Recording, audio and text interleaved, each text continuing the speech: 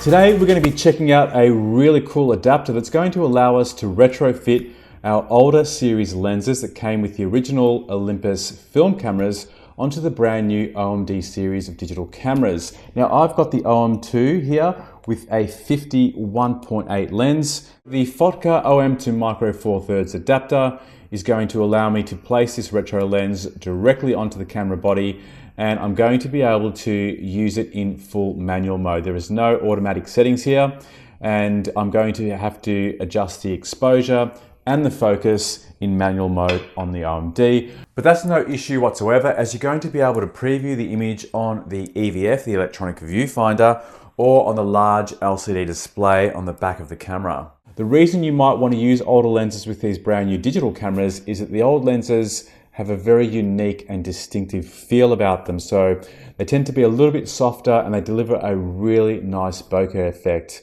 that sometimes can't be paralleled with these existing lenses. So let's go ahead and check out some sample photos. Starting with a few still life objects taken here in the studio. Here's one shot at f2.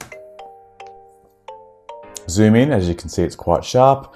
Next object here, I opened up all the way to f1.8, and as you can see with the cracked nose area of the mask, really sharp and in focus, and the rest is blurry and out of focus, as you would expect.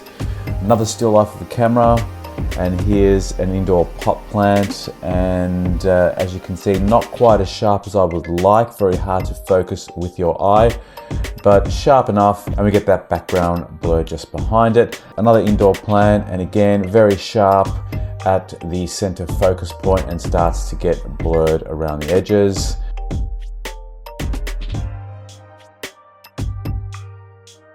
Capturing a lot of detail in this next shot, very close-up shot of, again, some indoor plants.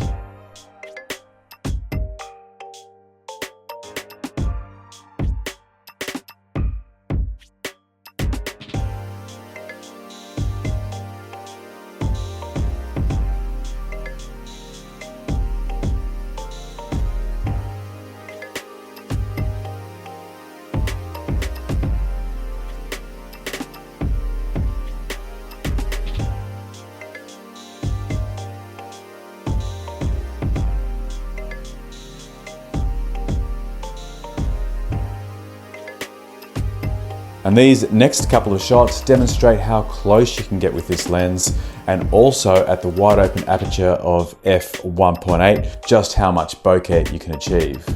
And here's some standard outdoor scenic shots in the city of Melbourne.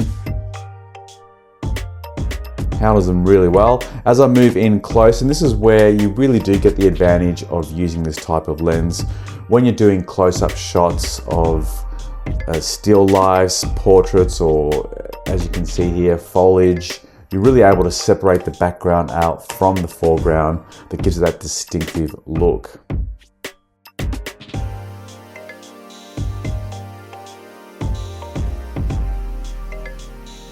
Foliage at the top is blurred out.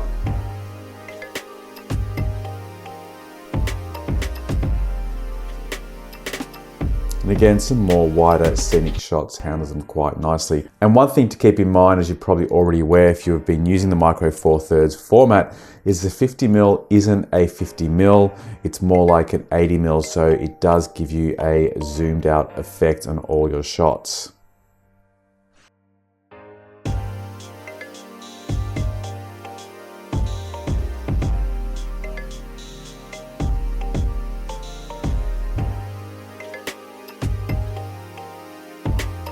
Some more foliage demonstrating that background blur and the ability to isolate the foreground. And as you get closer, that background blur effect really kicks in. As you widen out with your shots, it's less noticeable, but this is amazing how much detail it's picked up in the foreground, how sharp it is, and yet how blurry the background is. So really, for a very low outlay, you get access to the same characteristics of a premium prime lens that will cost you many hundreds of dollars, if not thousands of dollars, at a very entry-level price using these retro lenses. Of course, it comes at the cost of not having full automatic control, but if you're comfortable with using manual focus and manual exposure, then you're able to get some amazing results.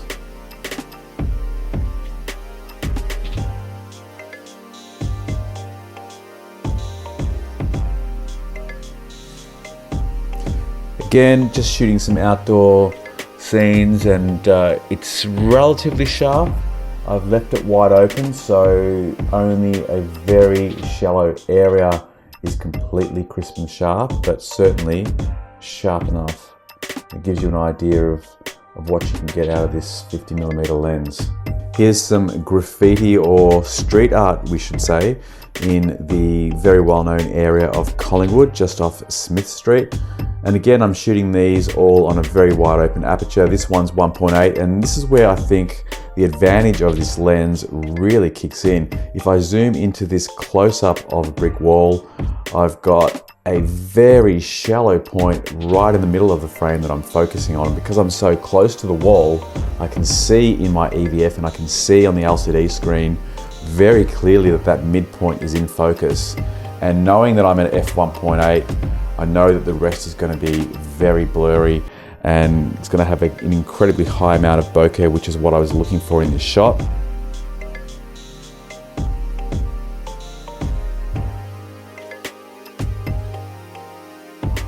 Isolating this parking meter, an easy task for the 1.8.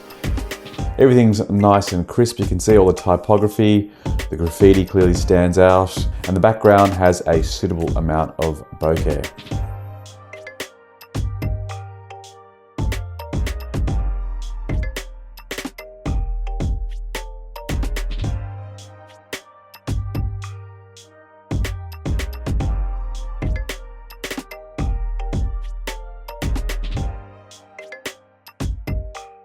Another thing that I haven't really spoken about and is clearly depicted in this shot is the way it captures the colors. It's as authentic and vibrant as you would expect to achieve out of any modern lens. So you get all the advantages of the wide open aperture, the unique softness of the lens, yet it's able to deliver a very faithful color reproduction.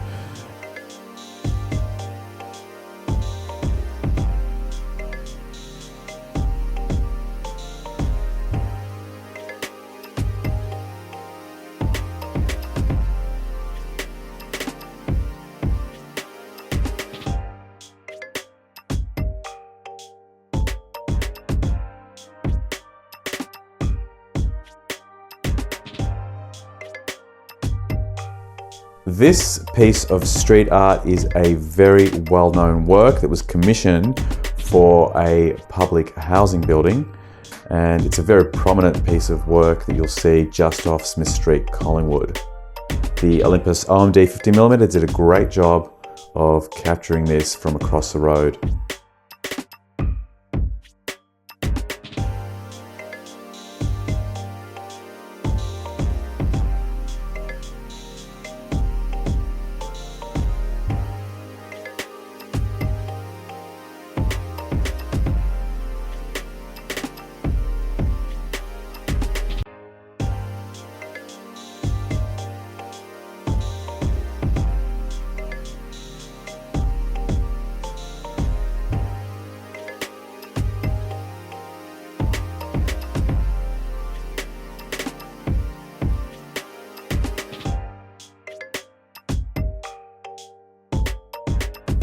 And in terms of portraiture, I think it's a great lens. 50mm zooms out to around the 80 mark, which is a great focal length for a portrait. It's nice and sharp in the facial areas where you want it to be sharp if you're shooting on around 2.8 and above, as I did with this shot, and you're still getting a little bit of background blur. If you want to get more background blur, as in the next shot, you'll notice that you start to lose focus on all aspects of the face. In this particular portrait, the left eye is really sharp and in focus, and the one on the right is already slightly out of focus. An interesting artistic effect, but may not be desired when you're shooting portraiture. And of course, I wouldn't want to overlook the capability of video using this vintage lens. And if you like doing focus pulls for a creative transition effect, this will deliver that really well. And as you can see, you can get an incredible amount of background separation from your foreground subject matter.